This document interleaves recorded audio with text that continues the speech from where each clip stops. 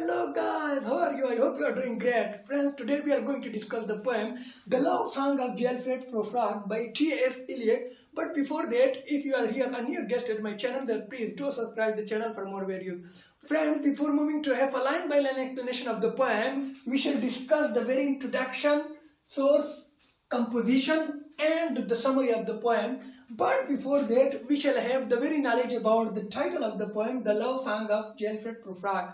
Friends, originally the title was Prufrock Among Other Women, but T.S. Eliot later changed it to The Love Song of Gelfred Prufrock. The source of the poem comes from Rudyard Kipling's poem, The Love Song of Herdial. Friends, T.S. Eliot started to compose this poem in 1906 when he was undergraduate student of college. Later, his friend Ezra Pound published this poem in one of America's prestigious journal named Poetry in 1915. And then, the poem was later again published in 1917 in T.S. Eliot's first book of poetry, Prufrock and Other Observations. Friends, if you move to the summary of the poem, then we have the character of the poem named Prufrock, who is old in age and are going to propose a young lady. But guys, he's stuck between his realistic self and his romantic self because of his old age. His romantic self prompts him to express his love to the young lady, but his realistic self restrains him from doing so. Prufrock makes a lot of excuses and pretenses in course of expressing his love to the young lady. He is unable to spit it out. Now friends, if you move to the introduction of the poem and see the very title of the poem, then it seems a bit of romantic song because we have a love song of Gelfred Prufrock. But actually this poem is not romantic, it is anti-romantic in tone, and this poem shows the dilemma and indecisiveness of a modern man. In the course of the poem, Prufrock is unable to make a decision whether to propose the lady or not. The same is the case with modern men, they are stuck between alternatives and couldn't make decisions. In the poem also shows the barrenness of experience of a modern man, that modern men don't have the experience of love, that whether they are stuck in real love or in fake love. And the poem is said to be the first modern poem which is a shift from 19th century romantic verses to Georgian lyrics of modernism. Friends, now we shall have the brief line by line explanation and critical analysis of the poem in Urdu and in Hindi. So let's go. तो poem की start में हमें एक epigraph मिलता है जो कि डांटे की वर्कर डिवाइन्स कॉमेडी से लिया गया है। इसमें डांटे एक करेक्टर से क्वेश्चन करता है और वो उनको रिप्लाई देता है that if I thought my answer were to one who could ever return to the world, this flame would mourn no more, but since no one has ever returned alive from this earth, if what I hear be true, without fear or infamy, I answer you. यहाँ पर इसकी translation के मुताबिक वो character Dantas को कहता है कि अगर कोई ऐसा बंदा है जो मौत के मुंह से वापस निकल आया है तो मैं उसको जवाब दूंगा और फिर ये फ्लेम बाकी नहीं रहेगी। लेकिन चूंकि कोई भी डेथ के मुंह से वापस नहीं आया है, एक बार जो गया है वो कभी वापस नहीं आ सकता, लेकिन अगर मैं ये सुनो भी कि ये सच है तो मैं बाहर किसी फियर के आपको ये आंसर दूंगा। तो ये जो वर्ड्स है एक लास्ट डेड सोल ने डिस्क्राइब किए हैं जो कि डेम टू हेल है बिफोर कमिटिंग अ क्राइम। तो यहाँ पर ये लाइन इसलिए स्टार्ट में रखे गए हैं क्योंकि ये लाइन को रिलेट करते हैं प्रोफ्राक की जो नीड है आंसर ढूंढने की, उस क्वेश्चन के जो चाहता है एज ए कंडीशन। अब दोस्तों, जिस तरह के हमें पता है कि literature reflect back to itself, तो यहाँ पर भी literature refers back to an old text करता है। इस पोएम की जो ओपनिंग है ये ऑलरेडी हेल में है, यहाँ पर कोई डिसेंडेंस नहीं है बल्कि the speaker is already weighed down at the bottom of the hell. अब दोस्तों इसके फर्स्ट लाइन की तरफ आते हैं, let us go then you and I, आए के चले तुम मीन रीडर की तरफ इंडिकेशन कर रहा है, एंड यो प्रोफ्राक खुद को यानी कि हिमसेल की तरफ इंडिकेशन दे रहा है।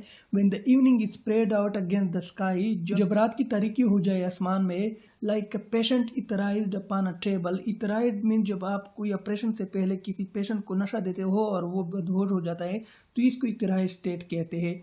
इस पेशेंट की तरह जो कि टेबल पर पड़ा हो, let us go then through certain half deserted streets. अब चूंकि सर्दी का मौसम है यानी कि शाम का वक्त हो चुका है और जो स्ट्रीट्स है वो हाफ डिजर्टेड हो चुके हैं क्योंकि ज्यादातर लोग सोने गए हैं। दोस्तों, अगर यहाँ पर हम देखें तो प्रोफ्राक की जो इमोशनल स्टेट है उसमें कोई एक्साइटमेंट नहीं है बल्कि फ्रस्ट्रेशन है क्योंकि वो इधर उधर की बातें कर रहा है। उसकी जो लाइन्स है वो एक दूसरे से मिल नहीं रहे, इनके थॉट्स एक चीज पर ठीक नहीं रहे। कभी पेशेंट इथराइज्ड की बात करता है, कभी वो हाफ डिजर्टेड की बात करता है और कभी वो मटरिंग स्ट्रीट्स की बात करता है। The comparison is not clear, the vision is not clear because of the winter half. Of restless nights in one night cheap hotels. यहाँ पर restless nights की बात हो रही है कि जो गरीब लोग हैं वो अपना ज़्यादातर वक्त इन cheap hotels में गुजार के adequate rest और sleep get नहीं करते. Streets that follow like a tedious argument of insidious intent. और वो स्ट्रीट जो कि बिल्कुल फॉलो करते हैं इसी तरह होती है जिस तरह एक टीडियस एक तका हुआ आर्गूमेंट ऑफ इंसीरियस इंटेंट जो कि छुपा हुआ हिडन हो इंटेंट इरादे की to lead you to an overwhelming question हो. और यही टीडियस आर्गूमेंट जिसका इंटेंट हिडन हो वो आपको एक ओवरवेलमिंग क्वेश्चन की तरफ लेके जाती है, एक मोस्ट इंपॉर्टेंट क्वेश्चन की तरफ आपको लेके जाती है. मीन्स के जो स्ट्रीट्स है वो एक दूसरे के साथ इंटरकनेक्टेड थे. अब ये क्वेश्चन क्या है और do not ask what is it. इसके बारे में आप पूछना मुझसे नहीं कि ये क्या चीज़ है. मीन के प्रोफ्राक की जो माइंड है उनकी जो थॉट्स है वो भी इनफाइनाइट डिस्कशन से भरे हुए हैं. जिस तरह के इनफाइनाइट कनेक्टेड थॉट्स है बिल्कुल इसी तरह इनके दिमाग में भी रिकरिंग डिस्कशन या आर्गुमेंट आती जाती है. Late us go and make our visit. आए चले और हम वहाँ की तरफ चले. इन the room the women come and गो. वहाँ उस रूम की तरफ जहाँ औरतें आते और जाती है. टॉकिंग ऑफ माइकलैंगो की बात करते हुए माइकलैंगो दोस्तों great Italian painters of the 16th century. Mean that कि ये वीमेन माइकलैंगो के बारे में बात तो करती है लेकिन वो इनके आर्ट के बारे में कुछ नहीं जानते.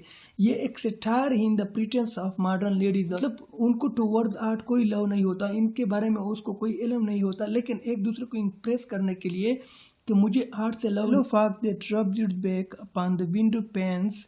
फॉग यहाँ पर कैट को सिंबलाइज कर रहा है. और रब जब आप टचिंग कर रहे हो किसी चीज के साथ, the yellow smoke that rubs its muzzle on the window pane. Muzzle nose की जो वेरी टॉप होती है उसको कहते हैं. Lead its tongue into the corners of the evening.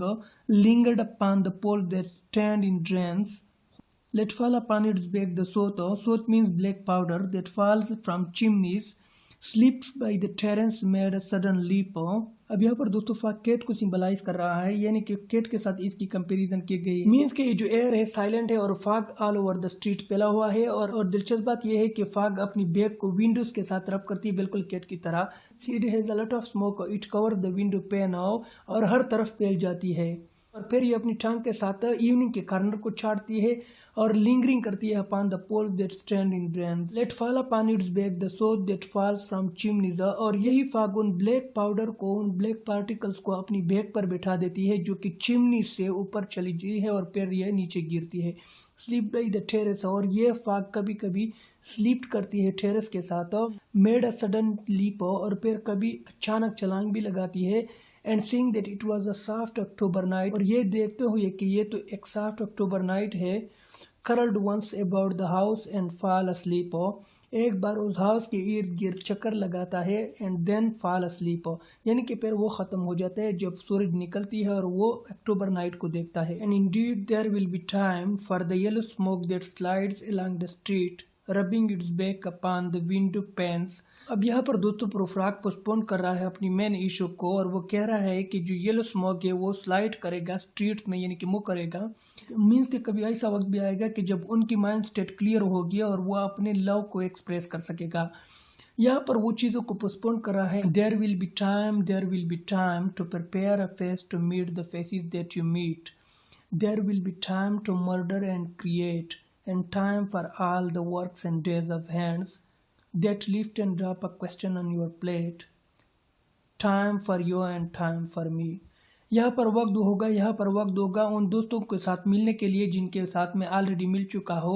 यहाँ पर वक्त होगा एक मर्डर और एक क्रिएशन के लिए. मीन्स वो अपनी लव की एक्सप्रेशन को एक मर्डर के साथ कंपेयर कर रहा है कि मर्डर करना जितना बड़ा काम होता है या किसी चीज को नए सिरे से पैदा करना या बनाना इतना बड़ा काम होता है, इतना बड़ा काम मेरा अपने महबूब को अपने लव का इजहार करना भी है. मीन्स कि यहाँ पर प्रोफाक बिल्कुल कवर्ड बन गया है और उसके अंदर कोई करेज नहीं है कि वो अपनी लव को एक्सप्रेस करे अपनी बिलव्ड के सामने. और यहाँ पर works and days of hands यानी कि फार्मर की तरह हार्ड वर्क के लिए भी काम होगा. That lift and drop a question on your plate. अब यहाँ पर प्रोफाक सवाल को पूछता है लेकिन इसके जवाब देने के लिए वो प्रिपेयर्ड नहीं है. मीन्स कि वो ड्रॉप करता है उस क्वेश्चन को. Time for you and time for me. आपके लिए भी वक्त होगा और मेरे लिए भी वक्त होगा.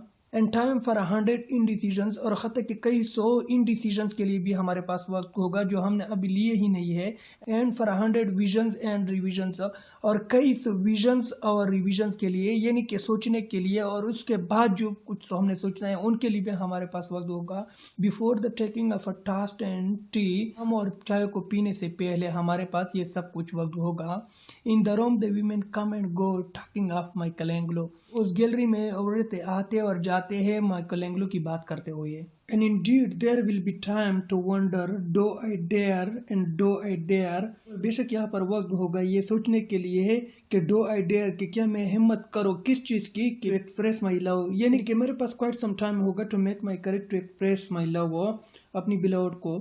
Time to turn back and descend the stair with the bald spot in the middle of my hair, और जब मैं पीछे मुड़ूंगा उस स्टेयर से नीचे आते हुए, डिसेंड करते हुए, with the bald spot in the middle of my hair, bald means गंजा, कोई ऊपर खड़ा होगा और मुझे ऊपर से नीचे देखेगा और मेरे सर के खाली बाल देखेगा। दे विल से how his here is growing thin, तो फिर वो कहेंगे कि इनके तो बाल सफ़ेद हो रहे हैं। My morning coat, my collar mounting firmly to the chin, और मेरा मॉर्निंग जो कोट है जो कि माउंटिंग कर रहा है, सपोर्ट दे रहा है मेरी जो चिन है उनको। My necktie rich and modest, मेरी जो टाई है वो फाइन है, रिच है, मोडेस्ट है, but asserted by a simple pin, लेकिन इसको मैंने एक चीप पिन के साथ सेट किया है। They will say but how his arms and legs are thin, फिर वो कहेंगे कि ये तो बड़ा हो रहा है क्योंकि इनके जो आर्म्स और लेग्स है बिल्कुल थिन है। मीन्स के यहाँ पर वो बिल्कुल कंफ्यूजन का शिकार है। प्रोफ्राक यहाँ पर उस पिन पर तो फोकस कर रहा है, लेकिन जो नेक टाई है उनकी जो कि रिच है, फाइन है, उस पर फोकस नहीं कर रहा है। मीन्स कि वो अपनी स्टेटस के बारे में कंफ्यूज है। मीन्स कि यहाँ पर प्रोफ्राक स्टक है अपनी रियल सेल्फ और रोमांटिक सेल्फ के बीच में। रियल सेल्फ उसको अपनी बुढ़ापे की तरफ इंडिकेट कर रहा है कि आप बूढ़े हो गए हो, लेकिन जो रोमांटिक सेल्फ है वो उसको रोमांटिक की तरफ लेके जा रहा है। Do I dare disturb the universe, दोस्तों यहाँ पर एग्जेजरेशन है कि क्या मैं हिम्मत करूँ और इस यूनिवर्स में अफरा तफरी फैलाओ, इसको डिस्टर्ब करो। In a minute there is time, एक मिनट के अंदर भी यहाँ पर वक्त होता है, यानी कि उस सेकंड के अंदर भी मेरे पास वक्त होगा। For decisions and revisions which a minute will reverse, लेने के लिए और उनके बारे में सोचने के लिए। For I have known them already, known them all, और मैं उनको भी जानता हूँ जो ऑलरेडी उस हाल में या गैलरी में मौजूद थे। Have known the evenings, mornings, afternoons, और मैं इवनिंग्स, मॉर्निंग्स और आफ्टरनून के नेचर्स को भी जानता हूँ। I have measured out my life with coffee spoons, और मैंने अपनी सारी ज़िंदगी या ज़्यादातर ज़िंदगी कॉफ़ी पीने में गुजारी है। I know the voice is dying with the dying fall beneath the music from our far the room, और मैं उस डोर फार द रूम में जो म्यूज़िक की आवाज़ फैन हो रही है या फेड हो रही है उन लोगों की सीखने की, मैं उनको भी जानता हूँ। So how should I presume, तो मैं किस तरह खस करो। And when I am formulated sprawling on a pin, and when I am pinned and wriggling on the wall, और जब मैं formulated होगा और sprawling करूँगा यानी कि crawling करूँगा उस पिन के ऊपर, and when I am pinned and wriggling on the wall, और मैं उस दीवार के साथ जब वो स्नगलिंग करूँगा, तो वो जो नजरें मेरे ऊपर स्टेयर कर रही है, एक साइंटिस्ट की तरह मुझे ऑब्जर्व कर रही है, तो वो क्या कहेगी, वो क्या सोचेगी, वो क्या हंस करेगी जब वो इन सब कुछ को देखेंगे। Then how should I begin? तो फिर मैं किस तरह शुरू कर दूँ, मैं किस तरह अपनी इजहार को शुरू करूँ, मैं कहाँ से स्टार्ट ले लो। To spit out all the butt ends of my days and ways, कि स्पीट आउट करो, मैं डिस्क्राइब करो अपनी जिंदगी के डेज एंड वेज।